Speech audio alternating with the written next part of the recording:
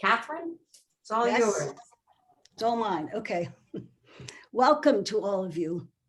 We've been looking forward to today's event, bringing together these four talented poets and finding the red thread that runs through their poetry and through our lives.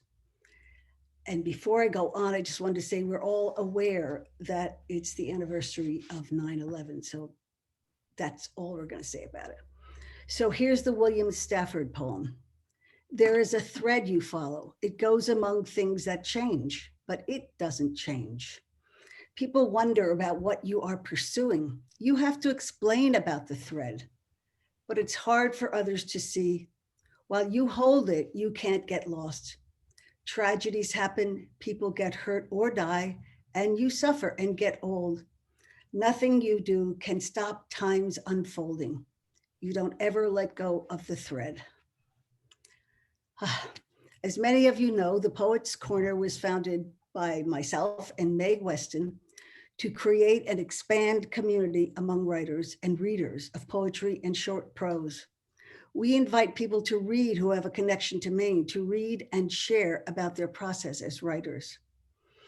Today we have four talented poets, Anne Riesenberg, Abby Flanagan, Andrea Ballou Read, and Megan Grumbling.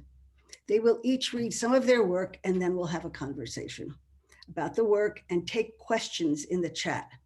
Meg will introduce each of our poets. But first, I'd like to tell you about our next event on October 10th.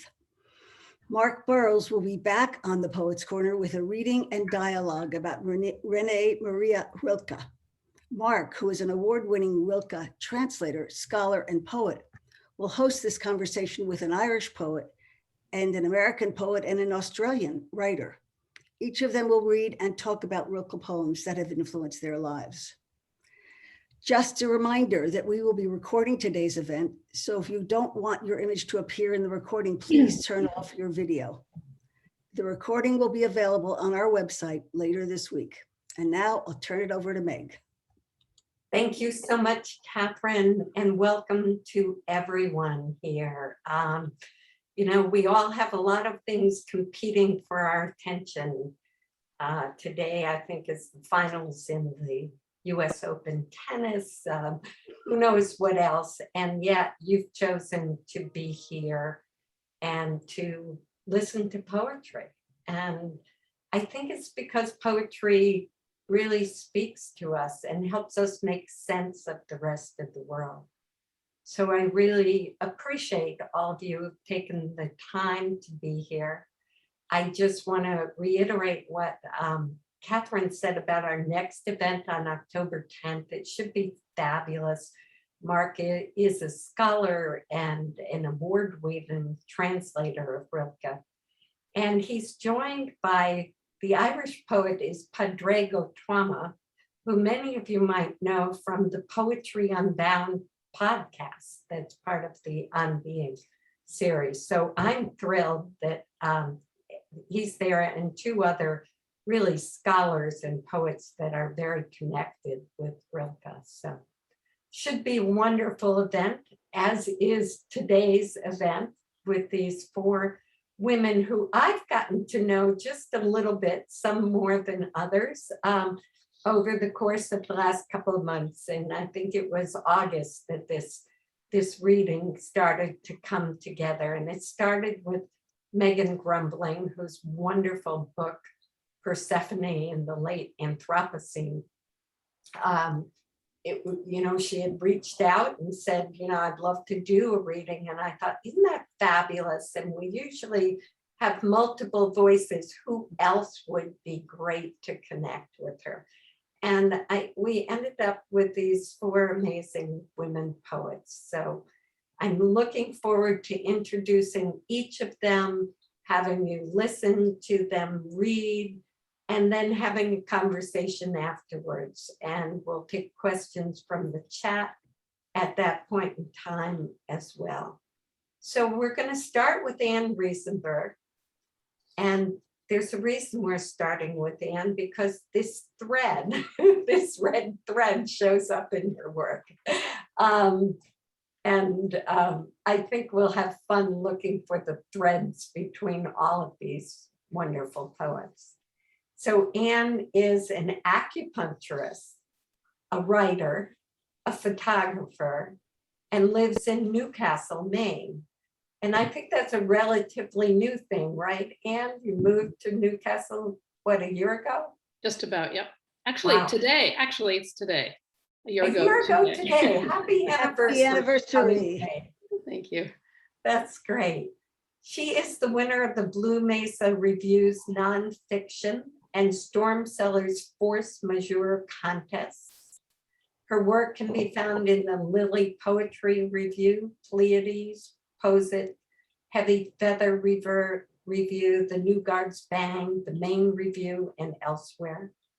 Current projects she has includes a pair of books about harm and healing, and The Palace of Unbearable Feeling, a chapbook of visual poetry. She is a founding board member of the Hugh Notes Artist Colony as well. So please join me in welcoming Anne Riesenberg. Thank you, Meg. Thank you, Catherine. I'm really happy to be here and to be reading with these other wonderful poets. So I'll just get started. I'll be reading 5 poems. This first one has 9 sections, so it's a little on the long side, but I'll try to make it clear that I'm done with it when I go on to the next one. Approaching the capacity to speak freely. She walks a blue morning beach past a cluster of houses, sitting too close together, sand piled high between them, as if they fell from a cloud. Made such an impact on the ground, they squeezed the sand upward into mounds, now entwined with beach roses and vetch. She enters one of the houses, the space inside compressed, the air shady and tense. She finds a rubber pool in the den, squished into a loose figure 8. All she has to do is step into the pool, absorb the infinite water, be naked above and below the surface. She gets back in her car, heads home, makes a sharp left. The road's narrow steepness interrupts her usual expectations of speed. Momentum accumulates in a way she has never experienced. A red cord, bright as a cardinal's wing, follows the center line, window high above the asphalt, blocking the lane to her left. On the right, an impenetrable density of green. The view could not be wider as she comes out of the trees. Infinity creates a visual wind, blows back her hair as she looks at the sea. She weeps. She cannot believe the size of her fear. The road follows the rim of a towering cliff. How badly she wants to turn around, but the red cord persists. Suddenly the road curves. It takes all her strength to keep the car from bursting headlong into space. Her eyes remain open when the road straightens, when a spectacular possible death settles behind her. She dreams her mother still lives alone, says she's seen the dog again, the ghost of the dog that haunts her apartment. Or maybe it's an actual dog, she can't tell. Her husband decides to cook a turkey, splays its carcass on the counter, breast split right down the middle. He slathers melted butter with a bone-handled brush. The meat bakes, butter turns the skin crackling brown. She hears the bird moan. Flames embroider inside her ears. Someone shouts hello from the street. No one ever does. He goes to look. It's his friends, a young couple in bathing suits and matching sunglasses come up from the beach. She watches them through the window. The couple is outside the fence, her husband inside it, and they walk in tandem until they reach the gate. She brings tea on a tray, huckleberry jam and some biscuits. Bees buzz in circles under the chairs. They are talking about the dog. Her tongue feels fuzzy, her limbs too loose. She goes back to the house. Upstairs, her friend and her friend's daughters are making life-size collages of their bodies with magazine photos and pink and red paint. The youngest daughter sits on her lap, pinches her arm slowly again and again. The irritation revives her. She splutters, deluged as if hauled in from the sea. The dog comes in from the water, half a dog, one side bleached bones, the other side whole. Once it lies down, she is unsure of what she has seen. Is it possible to be eviscerated and breathe? She sees her mother climbing a leafless tree, dragging a body behind her. She wonders, is it a dummy, an effigy perhaps? A body falls, the other one jumps. It jumps wide out past the branches. Her mother has cannonballed herself out of a tree.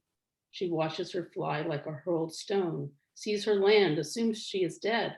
Her mother stands up, thrashing from side to side as if she has moved beyond the border of life and death, has come back unable to tolerate either what she's seen or what it means to return. For the first time, an empty room appeals to her. She imagines leaping across it, fresh rolls of paper on the floor, the birds in her throat finding their way to her lips, wings spattering the walls, the shriek in her voice finally unhinged. She uncoils beneath the space she has always stood. Her body hurtles through space. The speed against her skin razors parts of her loose. She flies into pieces. She feels everything. In order to heal, she feels everything. Okay, on to the next one here. Lacking the option of turning into a tree. In the resort where I'm staying, the event room is cavernous, covered with metallic wallpaper that reminds me of bricks. A triptych of floor-to-ceiling windows provide light and a view. The view is high above a river. There are two large identical boats speeding downstream that look like PT boats, fully enclosed in metal with just a single window up front. They are an odd, musty pink color, a faded hospital plastic chair color. I am wandering around appreciating the scenery. My combative and narcissistic coworker is there, and a soft-spoken young woman who is casting people into a play. The play comes as a kit, which includes, alongside a leafy branch and a bow, a thigh bone is one of the props. When I see the bone, I hear myself say, I'd like to participate, which feels risky since there are more people than parts, and the last thing I want is not to be chosen. The woman from work is handling the bone, and when I ask to see it, not because I want to, but because for some reason I feel like I should, she hands me the bone, but begrudgingly. Later on in the day, the young woman tells me I would make a wonderful Daphne. She is so encouraging, I let myself feel talented. I don't feel puffed up or emboldened, more a trembly hunger I want to enjoy, so I go out into the sun. The path to the river is dense with small flowers, an ocean of tufts that accommodate my feet without getting crushed. The petals are soft against my toes, and I feel like a girl, or the girl I imagined myself being after it was no longer possible to be that girl. There's a row of sprinklers between me and the river, same as the ones I saw at the Honeydew drive-through last weekend, sputtering in that automated, rotating industrial way they do. Only it was pouring that day, and I let the redundancy of the moment overwhelm me with sorrow. I don't walk into the spray, sink down instead onto my feet, awash in the blossoms, which still smell like morning. If I say yes to this role, who will I be? What does it mean to be visible?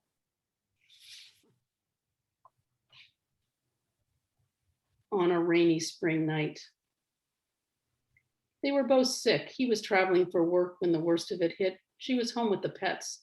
They weren't talking much. She felt guilty he had to push so hard, his earnings so obviously what kept them going. Her fever was close to 102 when he asked would she pick him up at the airport, and it hadn't occurred to her that he would make such a request. She couldn't breathe, it was raining and she'd have to stay up for another 3 hours, but since he had asked, she was stuck.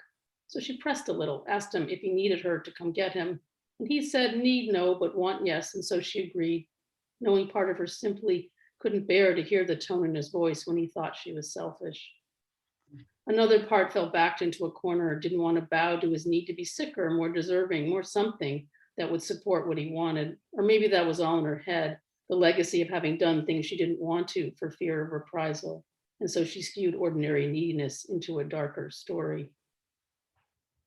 When his plane got delayed, he wrote, you are released from your offer, and she was grateful she didn't have to push past her limits, and closed her eyes, savoring the value of imperfect choices, the grace of saying yes within the context of love.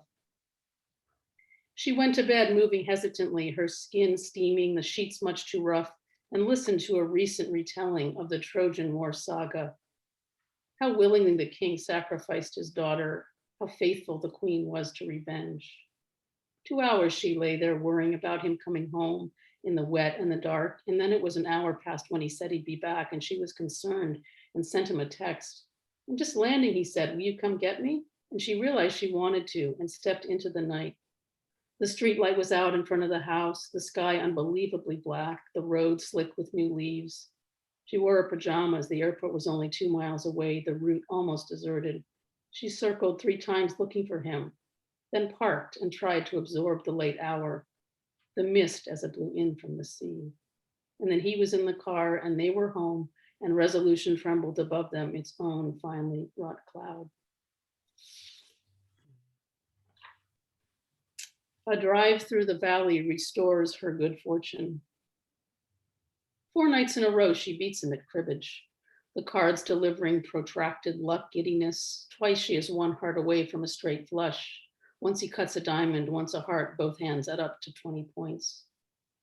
She tells him they don't have to keep playing. She understands the frustrations of an uncooperative deck, but he says he's okay. And so she allows herself the gratification of winning. Uncanny, almost bewitching, this sweet glide of fulfillment. Then in the corner of the room, the ghost of a threat, the fear she always has when she is pleased with herself. She has just begun to understand there are no ropes, no actual fastening, no actual fastenings binding her success to anyone else's experience. She doesn't have to feel bad when she feels good. Satisfaction isn't inherently dangerous. He shuffles again. She tries a new posture as she sits on the bed, one that makes space for her spine, encompasses all of her breath. The cards keep coming. Then after another 20-point hand, he says, "You know, this isn't much fun." "I do know," she says. "I'm simply enjoying this feeling of having without hurting. We can stop anytime. But can I tell you, last week when we drove through the valley, the earth hummed in my blood. I felt as rich as the soil, as rightfully here as the green." And this last one I wrote a while ago, but it feels even more relevant now. It's called "The Leaves Will Protect Us." I am traveling through a country slowly catching on fire. Past towns simmering on dusty hillsides, bleached fields rattling in the sun. A girl walks toward me with a car balanced on top of her head. Just the shell of it, no engine or wheels. The girl is swathed ankles to neck in a quilted jumpsuit. She is also wearing gloves, socks, and boots. I can hear the woman she's with praising her for covering her body so well. We meet on the shore of a dry riverbed. The landscape surrounds us like a bowl, like a Bruegel tableau. Men push wheelbarrows piled with husks. Women haul branches. A boy spreads grain for some hens. The air around them glows vaguely red. A young man arrives to show me how to use plants for protection. He has a portable apothecary strapped to his back. Rows of leaves rooted in bottles on tiny glass shelves. Agave, banana, honeysuckle, coffee. If you grow them large enough, he says, they will become your umbrella.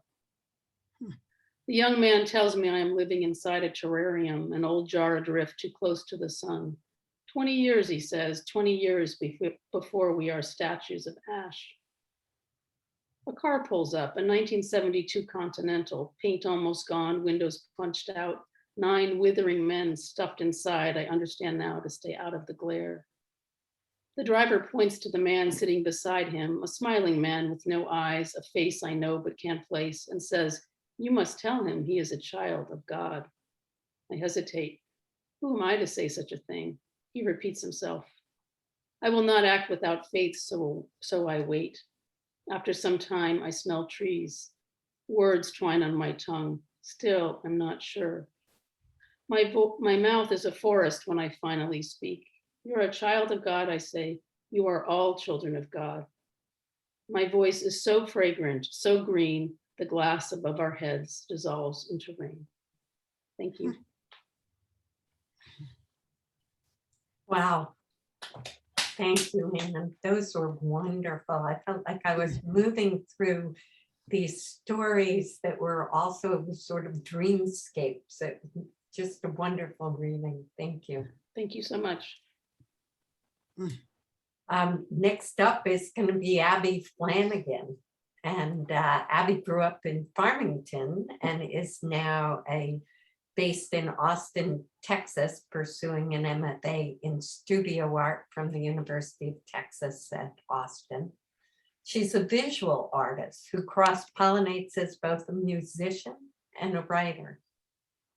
And I had the joy of taking a workshop alongside Abby and hearing some of her wonderful poetry and writing, and invited her to come this time. She is a contributing author to the Butte Arts Monthly, the Sandy River Review, and SJC International Graphic Impressions.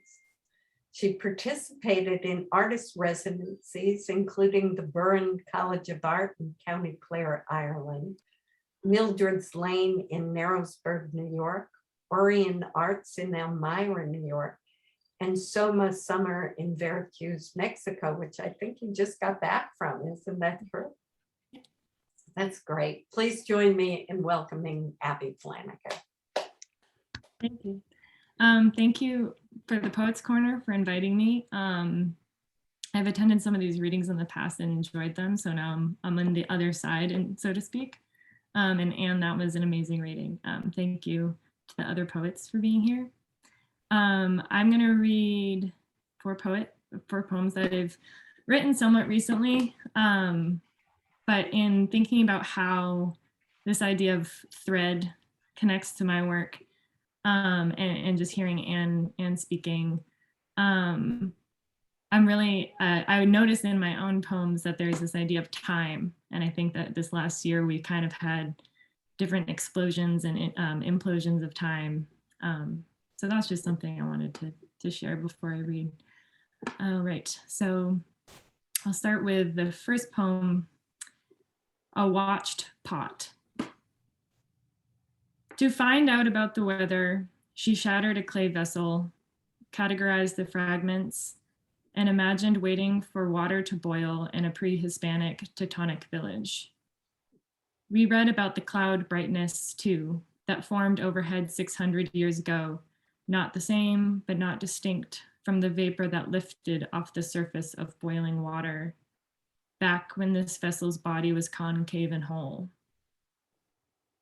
To grasp is different than to clutch as in to hold, or to grip as in to tighten.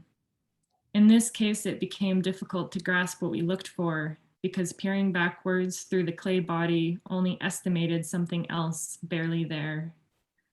The clouds that formed simultaneously with vapor that rose from this pot's lip when someone brought water to boil so long ago. Those clouds caused rainfall, filled a nearby pit in the earth. Within this pit rested small carved objects that the Teutonic villagers tossed inside, carrying small deities to accompany the deceased, a form of prayer for more rain. The objects, held there underwater, gathered together for hundreds of years until stone sculptures were lifted from the pool, discovered and extracted into air, quickly becoming fragile as the clay flaked away dusty shapes in the hands of the archaeologists, passing them through the hands of museum staff. For these objects to remain intact, she insisted, they must be returned to their pool. The rainwater preserves them. So long as it rains, the water is part of the object too, blurring contours that divide environment from stone. If this task is out of reach, then at least reunite the objects with the rain, bring the rain here. It is the same rain as there. A reunion a bit closer to continuity.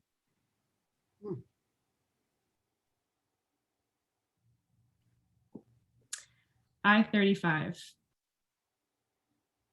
I look down and see one spiral, which prompts me to see many more spirals.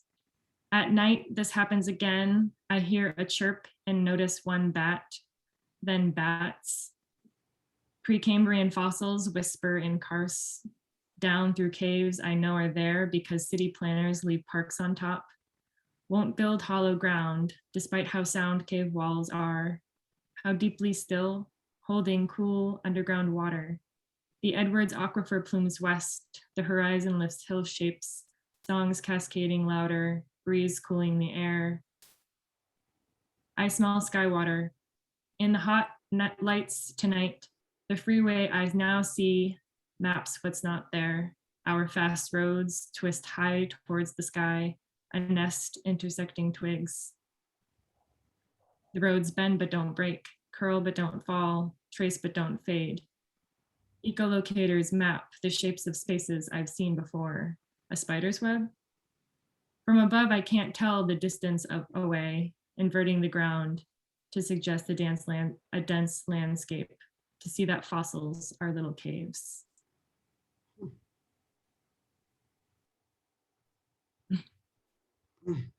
St. Croix River. That's a main river, Maine, Canada. All right, St. Croix River. Slipping from one campsite to the next, the river brought us a new shore each night, a map of knowledge. Our guide led us from site to site, allowing some of us to fall behind and swim in the still waters, some of us to charge towards waterfalls. I lingered where my wake was steady. Frogs hit the water in a soft, low bass. The sky unwrapped in its reflection, the river flowing between two countries. On the fifth day, we neared a marked site. We had been told to stop there. We thought we'd have lunch.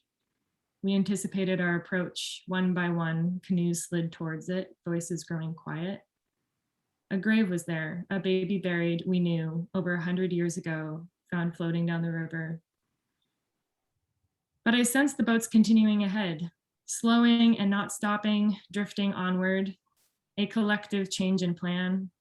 When I approached, I understood, allowed my canoe to continue too. A mother turtle in the place we would have docked. I glimpsed the baby's grave behind her, about 30 feet or so, a mound of earth covered in white stones, and from the mother turtle dropped a smooth, small white egg into a growing pile, each sphere a smooth shell, wrapped completely. This is my final poem. If I told you something about compromises. I'll tell you about the streets, how I felt walking on them, how it felt and looked like walking on nerves. I'll describe the early morning sounds of rock and roll music blasting over the wastewater pit to scare low-flying migrating birds from landing. I'll mention that if the birds land on the metal-rich water, their feathers become too heavy for flight. What if I told you about my friend's nightly sleep trouble, fearful to sink a mile into the earth like her childhood playground had when a sinkhole swallowed it, caused by decades-old stope mining infrastructure left at the mercy, tug and fix of geology's innermost movements? What if I told you that materials from this hill had scattered around the world as copper wire, ready to electrify invisible malleable forms and visible cold countertops and medical machinery? If I tell you about the elevator to the rooftop of the highest building, then I'll tell you about looking out and down from this high up, but then I'll have to tell you what you can't see from this vantage point. When I tell you about the creeks, I'll describe how they start flowing from the top of the open pit mine, but they don't make it down to the bottom. I'll explain that this is called a losing creek, a creek that loses water as it flows downstream, so when it gets to the valley, it's dry. When I tell you this, I'll try to fix it by describing the wells they drill to test the earth for contamination, to test the rate of leaching of metals through underground plumes. But I will also tell you that each piece of data collected in these wells takes 3 years to be considered true. I'll mention Attel Adnan, how reading her here made me ache for what I said there, facing south and constantly leaning into the north. I'll tell you that memory is the color of fingernail clippings, and I'll mention that copper turns bones blue. What if I told you that there are 2 moons and that there's frost in August and smoke in February? What if I told you that there's an old ocean hanging over the valley? It comes in the form of fog and leaves trace salt crystals on the building walls and tree trunks. I'll try my best to describe the soft red mountain looking when how the soft red mountain looked when the snow layered over its constant shape, and that whenever my mind fixes on this distinct shape, it is always covered in snow. I'll recall the time I said, "Look how beautiful the sunset is," and he replied that he had seen the same sunset each night before. I'll share this moment with you in a way that somehow agrees with his point, but also acknowledges that we weren't really talking about sunsets. If I told you about these things, you might ask me, would you hold if, will you go back with, can you fall if, are you looking at what? Tell me about the time you, what happened to your, if you were, how did the sidewalk? Something about compromises. What if they make the, I noticed that if we, how did it feel when, what color changed after? Were there fireflies? Were they able to fly and flicker, to thrive in such a bright place? For how long and how far down did the mountain go? I'll tell you that each night the sunset was beautiful, and it did indeed set like every night before. It all started when we made tea in the morning. It rained a little and she loved him, and the year ended under a thin cloud cover. Thank you. Wow, wonderful, Abby. Thank you so much. Those are beautiful. And I love all the landscapes that I visited in your poems, from Maine to Texas to, I'm not sure where the Red Mountain is, but those are wonderful. Thank you. Thank you. Next up is going to be Andrea Reed. And Andrea's poems have appeared most recently in Barrow Street, Black Rabbit Quarterly, Copper Nickel, Field, Illinois Review, Plume, the Missouri Review, and Tupelo Quarterly. Andrea is the recipient of the National Resource Fellowship, a Tinker Foundation grant, an Artist Fellowship from the Somerville Arts Council, as well as a project grant for weekly poetry workshop for elders in Somerville. She serves on the board of the Somerville Arts Council and divides her time between Massachusetts and her farm in Midcoast, Maine. And I had the pleasure of being introduced to Andrea by Catherine, who got to know her when they were living in the same town for a while. And it's a joy to be able to have her read here on the Poets Corner. Please join me in welcoming Andrea Reed. Thank you, Meg and Catherine. It's awesome to be part of this series that I've attended. And so anyway, and I think some of my poetry folks at the assisted living place will be listening today. Awesome. Yeah. Okay, so I have 6 poems, mostly short and 1 long one. And they're all from my manuscript that I recently finished. Diana, bathing, considers forgiving herself. It has an epigraph. It is no crime to lose your way in a dark wood, by Ovid. So this references the story that you're probably, most people are familiar with, when the goddess Diana, the huntress, is bathing, and Actaeon, the hunter, comes upon her and sees her, and she sees that he's seen her. And in anger, because she doesn't have her bow and quiver, she throws water on him, and he becomes a stag, runs off, and he's devoured by his own dogs. So anyway, that's the story. Okay, Diana, bathing, considers forgiving herself.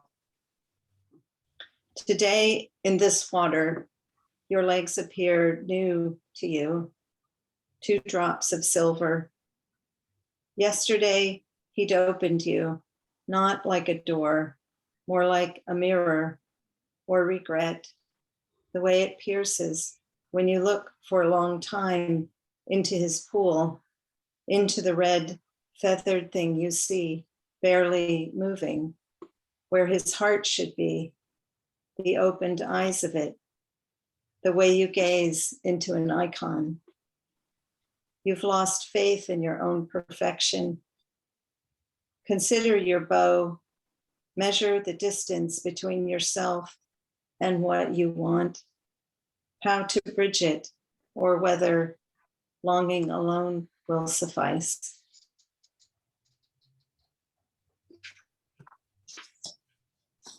This one is called Landscape, 2 Windows.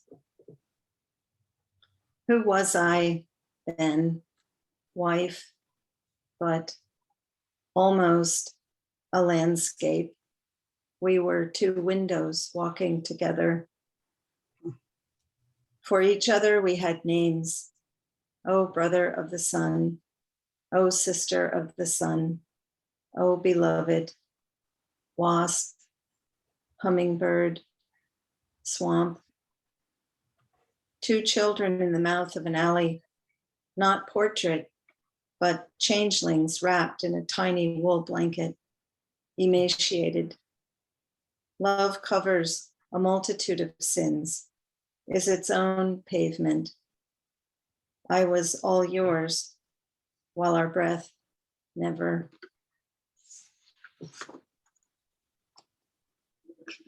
This next poem is long, like Anne mentioned her first one, and it's in sections, and it's the title poem to my manuscript, so the book will have the same title.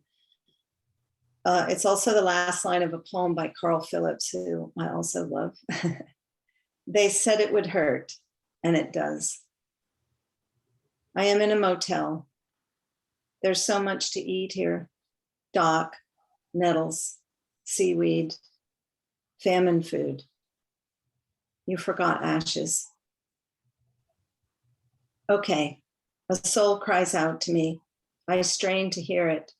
Says it wants to live. Leave. I can't tell which. I say no. It says bridge, gate, says flood will do.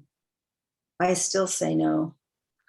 It says my heart's become so jagged it cuts flesh. I need a new strategy. In the motel coffee shop, I am rereading The Art of War. I write the word petrified, as in my heart, stone fortress. What pierces best? According to Sun Tzu, whatever turned the heart to stone in the first place. Or maybe I made that up. Oh, would that stone could liquefy, my heart turn watery, become the very sea I sail on. Self-portrait, brackish, back-looking pillar of salt, hearth lover, exile. The eastern hemlock is dying. This winter, a neighbor wants to cut our small stand. I say no. I'll watch them die a slow death, anticipate the forest without them. Nightfall. In The Art of War, I read about 9 kinds of ground. On enclosed ground, devise strategies. I fan myself out, wide bridge to the sea, not yet sea itself. On death ground, fight. Here, I am at a loss. Hemlock comes to life in late winter, stabilizes the land. 3 years ago, father died. Our own herd still wanders, diminished.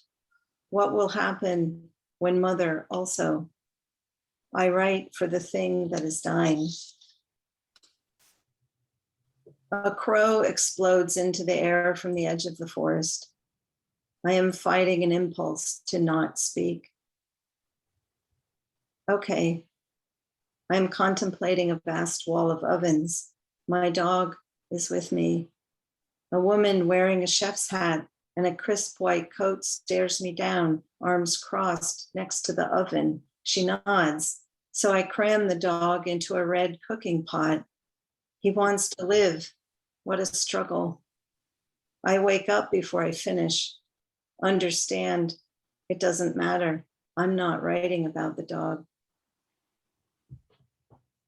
Okay, this is how you leave me. You wander into the air. I call this a predicament, or in a quieter place, I call it trauma. Do you know what leaving sounds like? Exactly. I record its aftermath. Hemlocks creaking in a silent winter wood, ice crystals forming, or wood petrifying. So now I am thirsty. That means dying in my language. Look at me, I've lost my way. No, you've lost your nerve. I'll go now. Go ahead, walk out. That means die in your language. Not Lot's wife turned back to see her city in flames. Then pillar of salt. What did she call herself, if not Lot's wife? I call myself molten. The waitress is asking if I want more coffee. On the other side of the glass, it is raining. You are leaving. How do I say I will miss you in your language?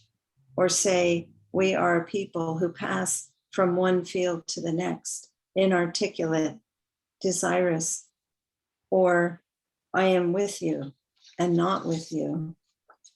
I'm trying to say in any language, I have arrived just in time to see you pass into the next field without me. Understand, the sound of dying still hurts my ears.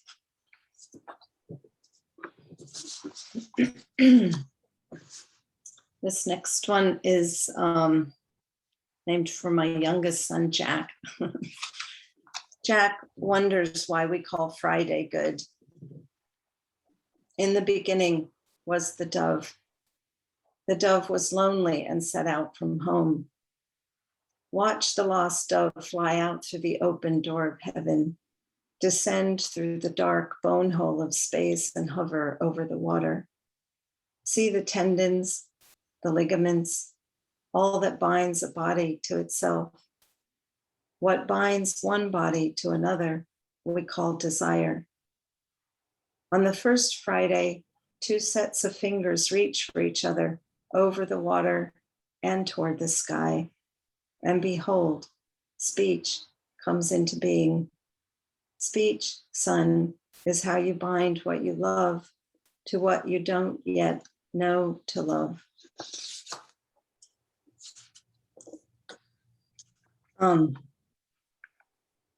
This one is sort of a prose poem called Wingman. Again, my brother drives the yellow Ford Fiesta. I am a passenger beside him in the front seat. I want to report to him on my studies, what I've learned abroad in a foreign language. I've read about life before the apple, I say, and we all know what happened after. It's the apple itself I'd like to know more about. We arrive at the waterfront of a small coastal city. He wants to show me his friend's warehouse.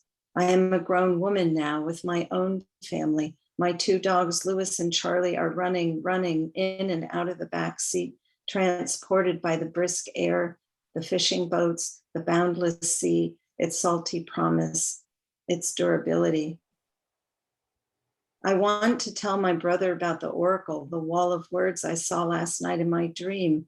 Out of the big hand came the small hand, and out of the small hand came the big hand. Instead, he opens the back door of my car, which he's filled with dead pelicans to teach me a lesson. Look here, he says with a flourish, brandishing one of the stiffened birds upside down by a gray leg. Brother, how can I tell you at night, Jesus dive bombs my aircraft carrier. We float next to each other upright. He's a pelican. He wears gray khakis, a blue Hanes t-shirt, and shops at Walmart like the rest of us. He is handsome and I love him. I hover next to him way above the deck. He says he will demonstrate for me his belly down landing technique. It looks preposterous, but just watch. Winks, does a belly smacker onto the deck.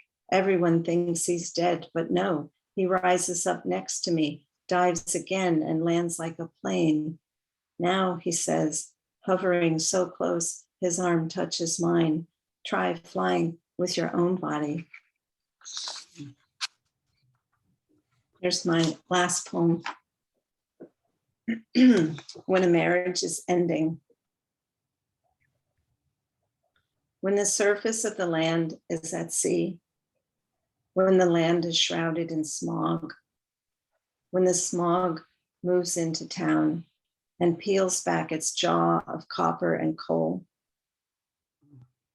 when a lone man approaches on the pretext of brokering a peace, when the highway fails, when the spine of his story, his now dark and slender story, is all at sea, when a lone man approaches hitched to a pair of angels, when she sends a messenger asking him to meet her, to come unarmed, for she also will be unarmed. When sorrow is barred from entering the household, when sorrow is measured in inches, not yards, when the beautiful champion, when the agile surface of the sea, when joy drinks milk at the jaw of her story. Thank you.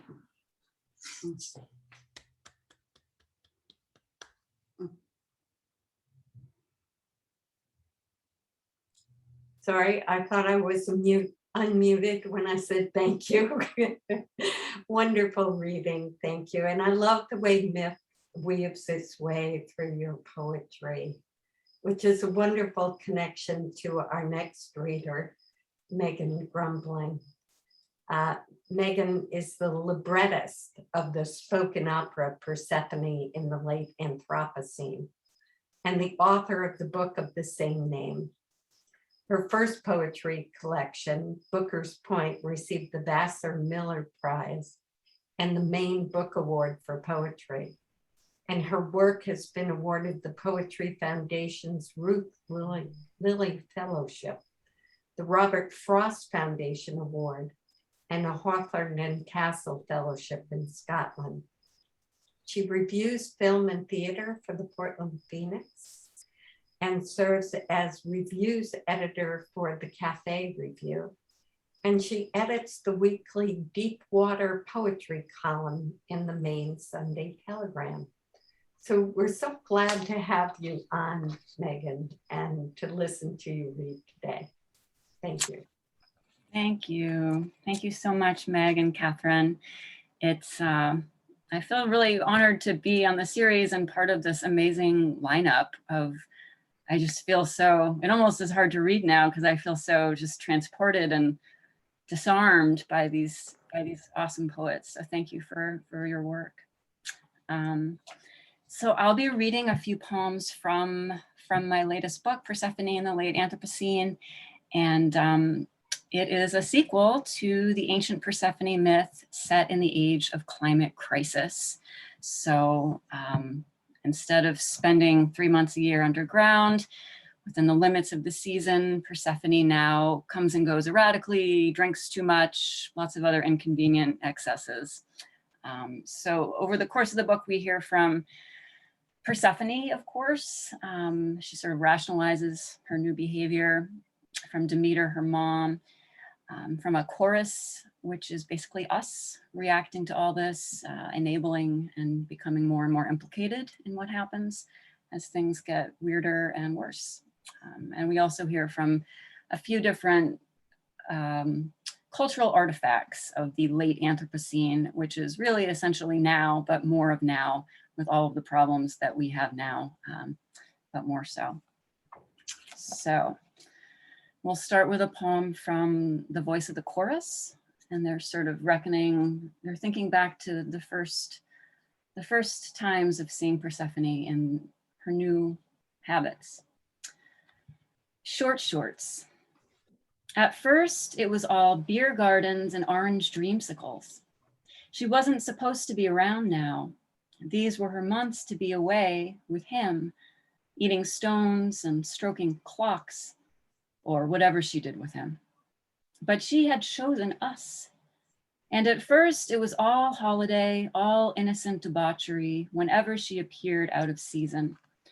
Here she was in a canary yellow halter dress, opening flows of hoppy ale. Here she was in short shorts, drenching us in dandelion fizz, or with huge buttercups, grazing our chins with yolk gold. We made merry, made noise, made hay, made out like magpies.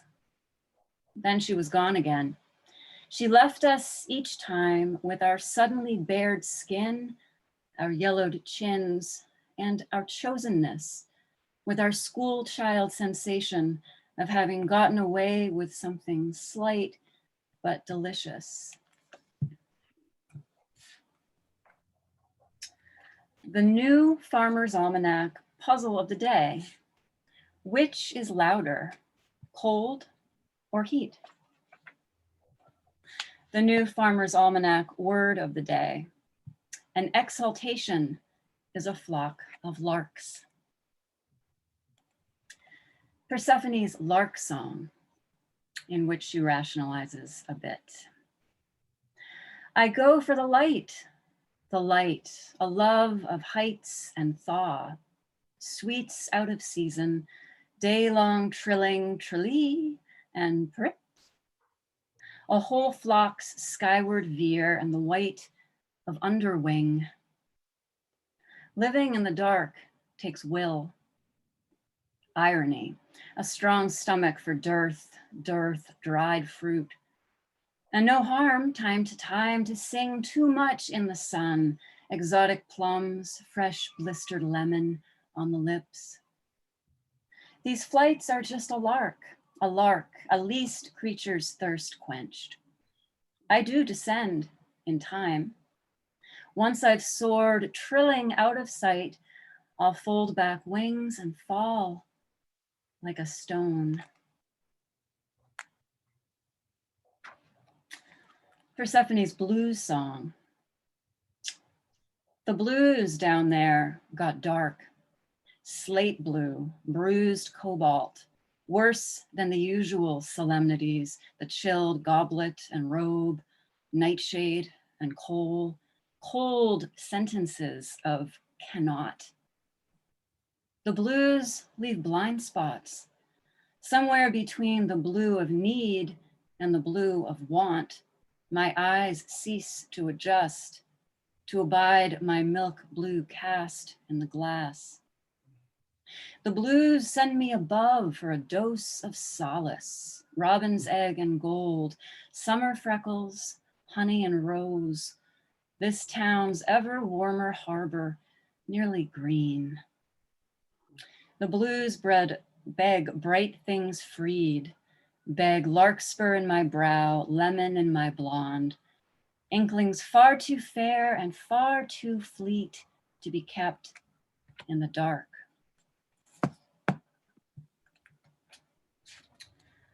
Her lover, the chorus. She had taken a lover here, one of us. That was the latest. She couldn't stay away, couldn't say no. Peeled him grapes, carved them into rosebuds, and tiny big-bosomed nymphs floated them in bowls of pennyroyal, egg white, and rye. Indulged his slightest whim, peach sweet strawberries, apples crossed with conquered grapes. Contorted limbs and throat to fit his kiss. This lover was a reckless inebriate, it was said, a narcissist, partial to unnatural rituals. One of us, it was said. We were stricken at the thought, but stirred, jealous, and thus ravenous. The new Farmer's Almanac migration forecast. Larks, starlings, and swallows south of the Maritimes are expected to again winter in place. In some songbirds, Desynchronized migratory restlessness disorders may result in heightened risk to livestock, jet ports, and plate glass.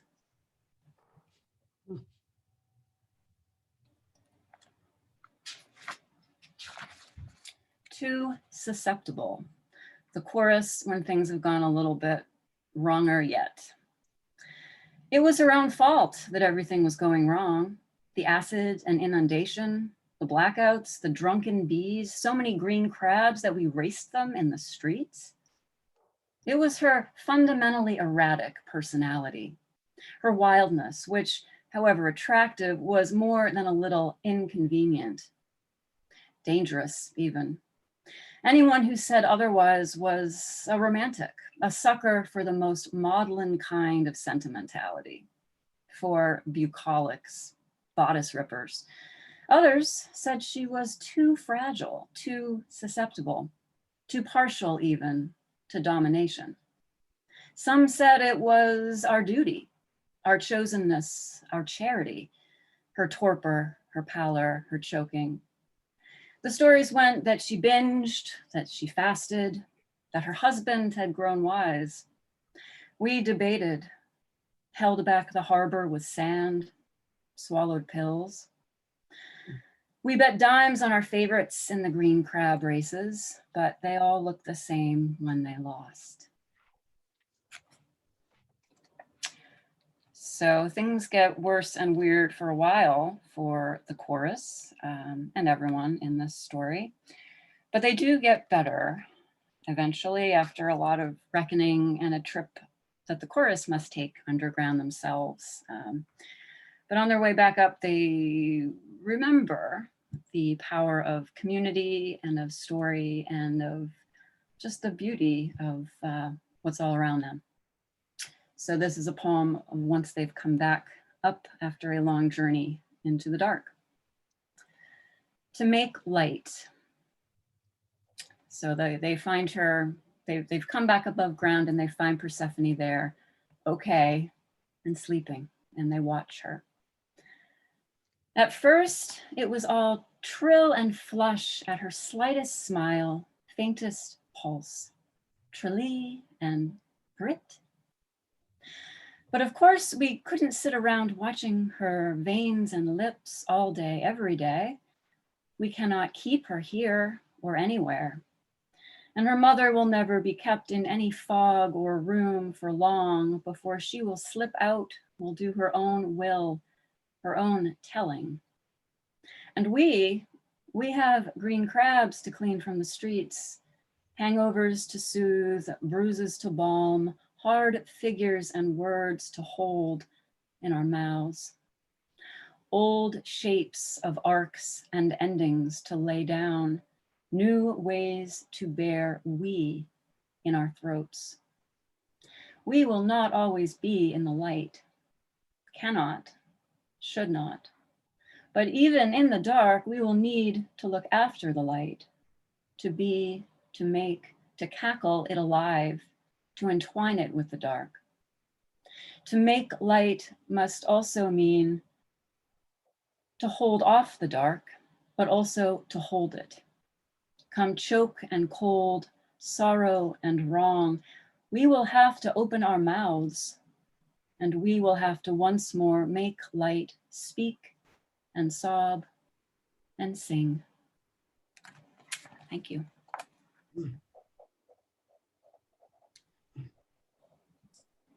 Wow, I just have to say, wow. I when I picked up that book to read it, it was wonderful. Hearing you read it is even more wonderful, Megan. And there's such imagination and humor, and yet it's a biting humor. I mean, it's commentary. It's just beautifully done. Thank you. So I'd like to move into just a bit of conversation with all of you. And thank you again for your readings and for these wonderful poems today. It's nice to have just 4 readers. Our last, in our July event had, I think, 15 or 16 readers, and they all got one poem. And just having, an abundance here is nice. It's a way to kind of get to know the poet a little bit more. So I have a few questions, and I definitely want to encourage everybody who's in the audience to put some questions in the chat. And there is one already, so maybe I'll just start with that. That I think is directed to you, Megan, certainly, that these many references to myth. And could you comment on what you find is American in this Greek story? What I find is American. Yeah. Interesting question. Huh? In my updating of it, I assume that means. I guess the way I read the original myth, I read it as about cycles and balance and limits. I really see it as being about limits. And in this new world of getting anything we want all the time out of season, I think there's a real resistance to those limits. And I think that is not uniquely American, but especially American. And the idea of chosenness, I think, is a very American one. If you look back to kind of original attitudes toward the land of colonial folks that came here and their attitudes toward it. So I guess that's a bit of an answer, this idea of pushing against limits and not expecting consequences. Yeah, thank you. I mean, I think that's the way you've brought this myth into what is our current concerns and current lives so effectively. I just love the idea of Persephone running around in short shorts and drinking too much and ignoring all those limits. It's just wonderful. And I might just go from there to Andrea, because you brought myth into your poetry as well. And might you comment on why that speaks to you and why that's important to you to make that kind of reference as you think about your world and your life and what's current? I think that I read that story in Ovid, years ago, and it's just one of those moments where I think it settled way back here in this part of my brain for a long time, and caught myself thinking a lot about it, kind of unconsciously, and it's also been a poem that's taken me a long time to write, I think, because it seems to be getting to get a poem where something calls to you in that myth, something deeply personal, but you don't know why in the beginning, and so you write and you keep revising and writing again, and it gets shorter and it gets longer like that, and the whole point is to get it as close to the bone as possible. And some of it is really that the process of writing the poem is more like a thinking and feeling process, to thinking, why is that myth so relevant? And so I caught myself imagining, I wonder what she thought after that rage of throwing the water on his face, and then everything else that ensued, and thinking about how he was transformed, and which only came actually at a friend's suggestion. No, she didn't kill him, she transformed him. And I thought, oh yeah, right. And then how is she transformed from that moment? That's the thing that I found myself really interested in, how she transformed. Because you can have an angry action or an angry word, and how the consequences ripple, or what is the cost of lost opportunity when it comes to being vulnerable. And fear of being vulnerable and open, and what love might you have lost. Yeah. That's beautifully said. I think that's why these myths still resonate with us today, is because there's something in us or some experience we've had that, it makes us think. And that you've transformed that into a poem is beautiful. When I was thinking about all of your poetry and thinking about the threads that connect, and you to each other and you to us. And one of the most obvious, obviously, is that you're all women. And the second most obvious is that you all have this connection to Maine. But I want to start with the question of women's voices and women in poetry. And I was reading a book called The Equivalence recently. I don't know if any of you have read it, but it is partially the story of these fellowships that were given out at Radcliffe to women scholars and artists who at this point in their lives were living out their roles as mothers and wives and not able to pursue their passion. So they gave them all fellowships and an office and community and an opportunity. And it was in the early days of the feminist movement. And they talked particularly about Anne Sexton's poetry and Maxine Kumin, who was her friend, and the friendships that formed.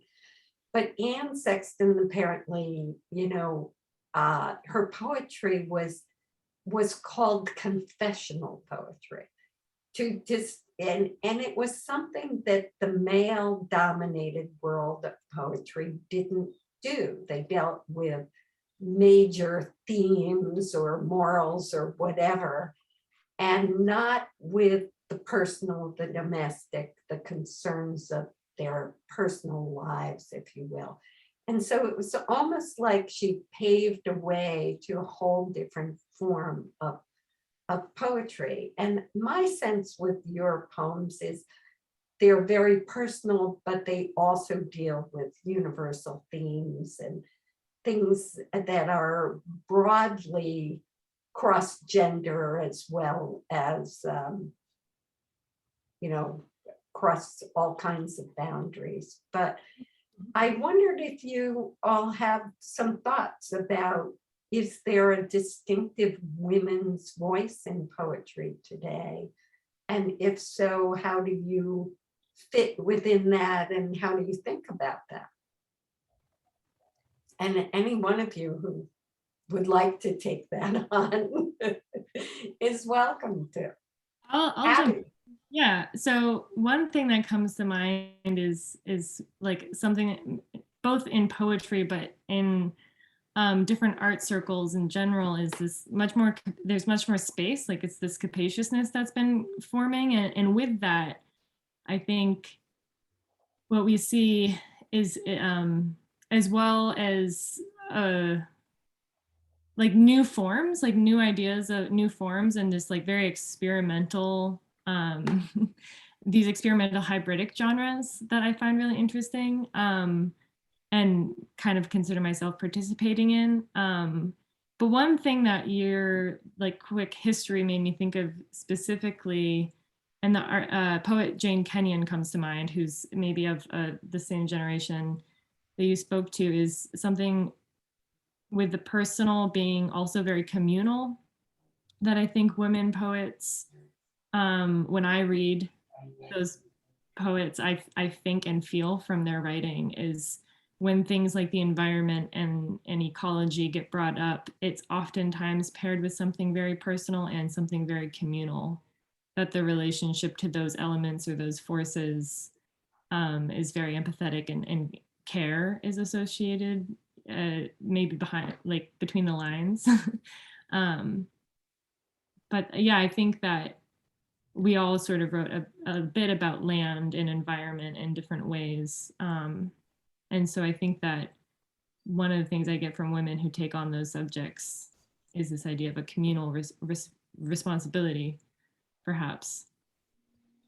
Yeah. It's a very thoughtful response, Abby, and I think that that can be very true. And I think, Megan, in some ways, you've dealt with these issues by personifying them.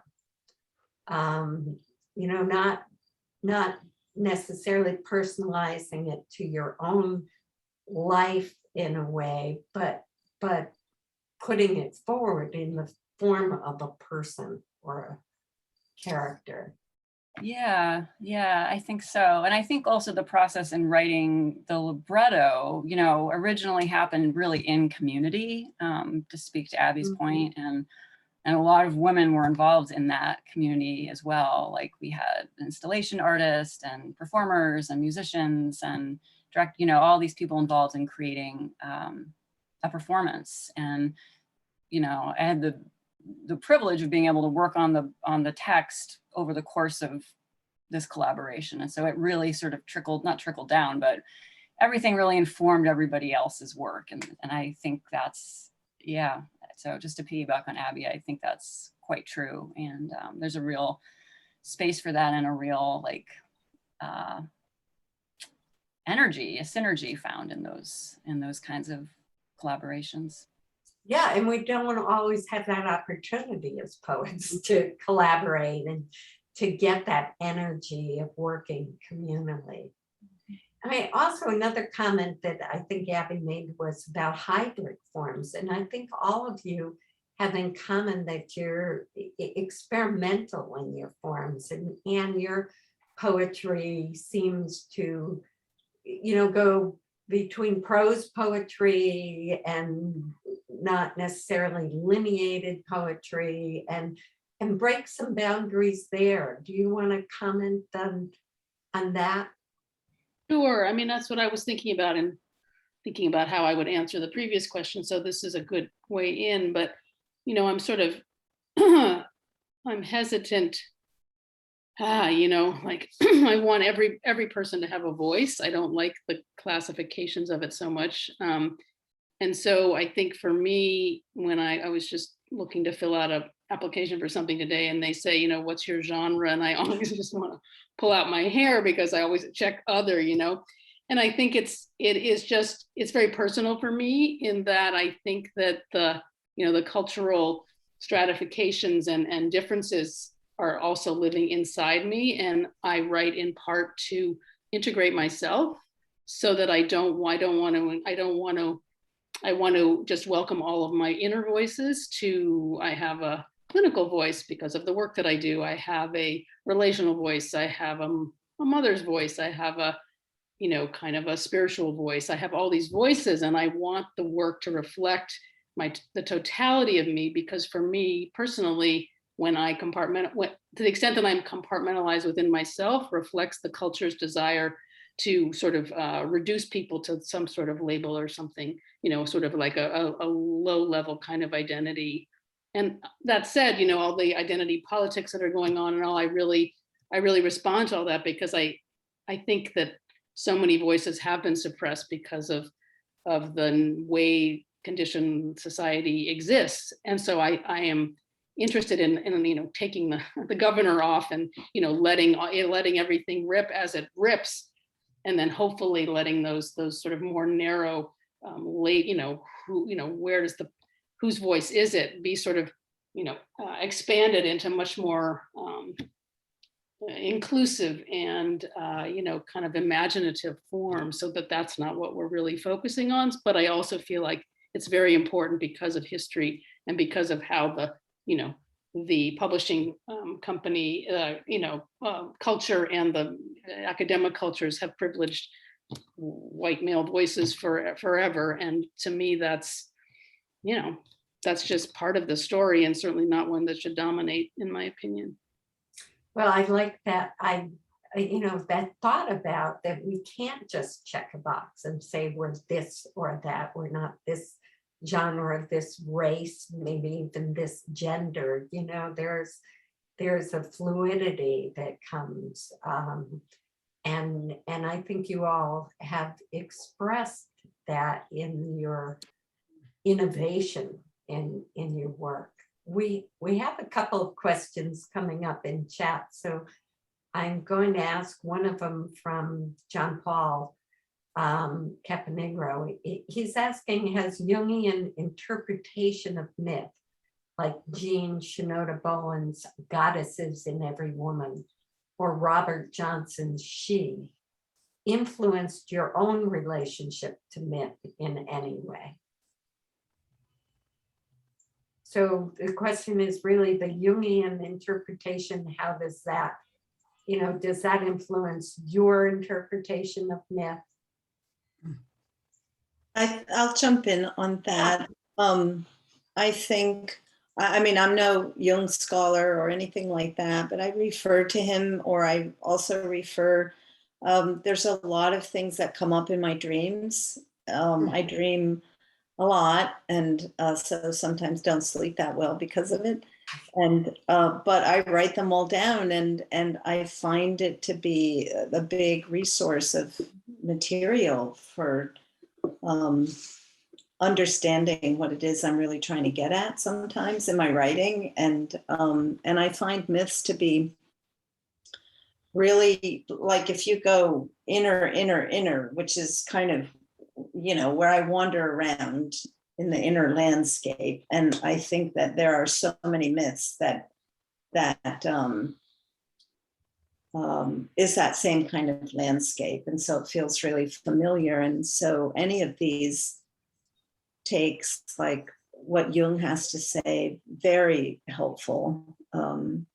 It's just good to read broadly about these different interpretations of myths. I think it's part of the toolbox. I think your point about reading broadly, reading other poets, reading other people's interpretation, paying attention in different ways, attention to our dreams. We have a comment from Susan Tenney to Anne's point here, that it's the same in the film world, and that if more women's voices can be heard, we stand a chance to change the culture. And thank you to all the poets. And Natalie Goldberg last month commented on that. There was a woman haiku poet who was very well renowned and revered in her day and age, that got just sort of cut out of history, forgotten afterwards. And I think that's happened in different areas. But I also agree that we're hearing more from women's voices and other voices that just haven't been heard before.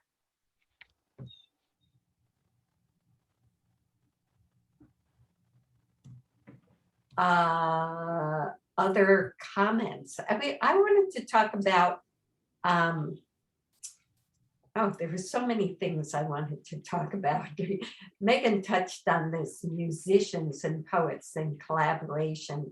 And Abby, I know that you're also a musician. Do you want to talk about that relationship between expressing yourself in different forms, different genres, and how that informs one another?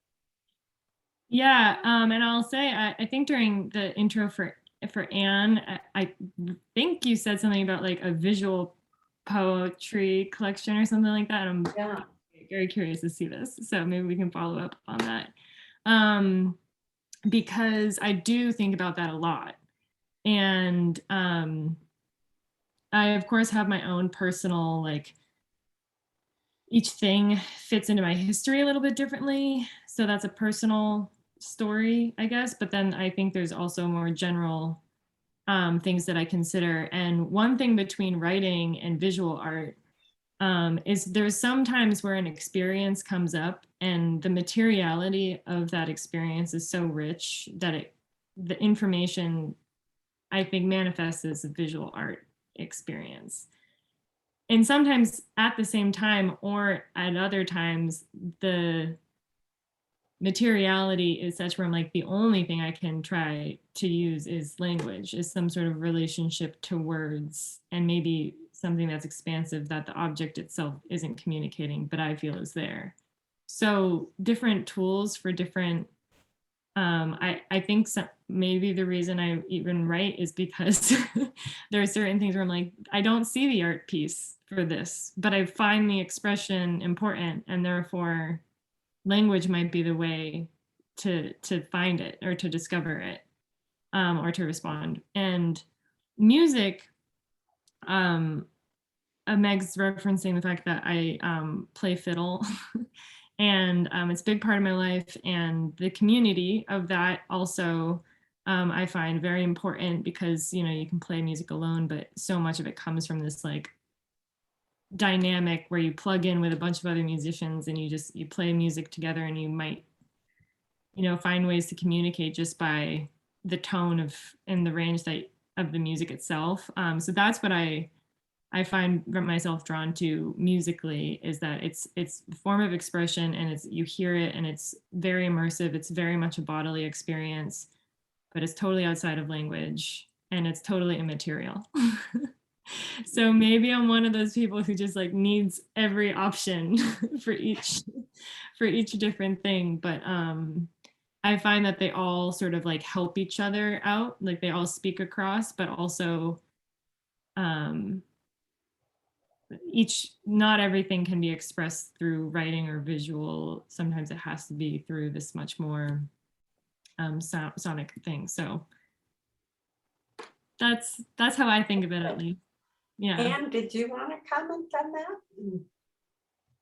Well, I was just thinking in listening to what Abby was saying, that, you know, it sort of puts the emphasis on this sort of creative urge and this sort of vividness of experience, and the difference, you know, like this information of the world and inner self coming, you know, into awareness, and then not, you know, limiting the response to it, but letting the self decide, oh, this is, you know, do I want to do anything at all? Some moments are just meant to be experienced, but then, you know, what calls forth a painting or a photograph as opposed to a sculpture or a song or a poem, or when I just think that, you know, for me personally, the just keeping those, well, again, those sort of conditioned boundaries out of my head is what allows the flow to keep coming in, to sort of, you know, it sort of allows you to sort of, you know, be on your horse and, you know,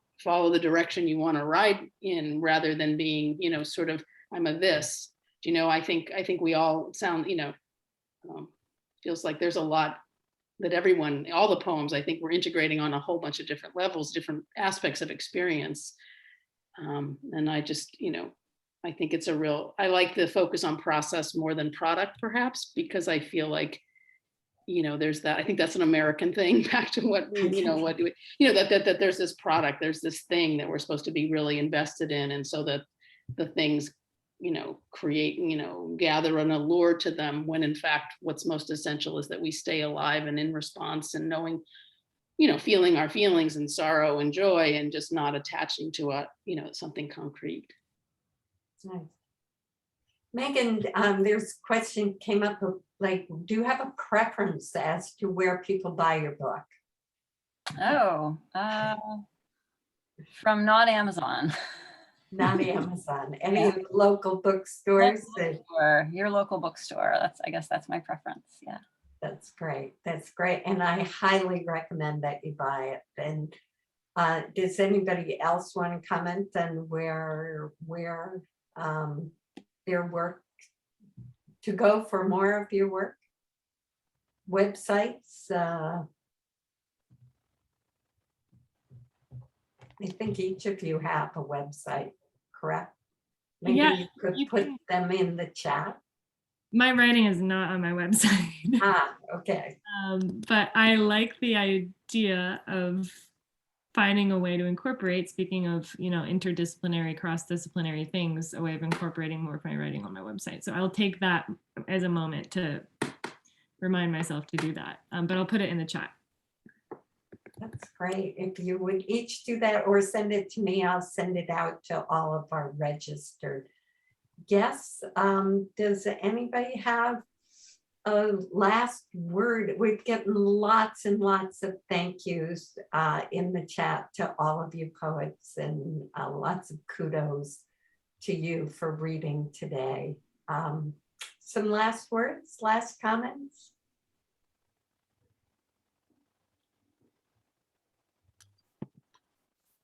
Well, I just want to say thank you to all of you. This has been a privilege for me. And Megan, thank you for reaching out and getting this thread started.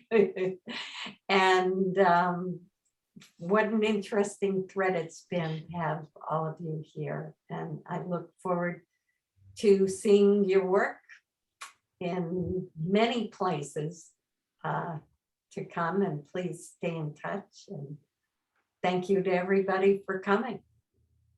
Thank you. Thank you. Thank you so much. Yeah. Thanks very much. Bye, everyone. Bye. Hi, thank you. Oh, it's like someone just took off on a motorcycle. Like, Yeah, right.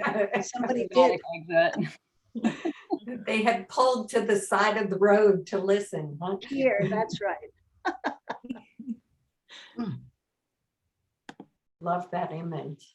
mhm.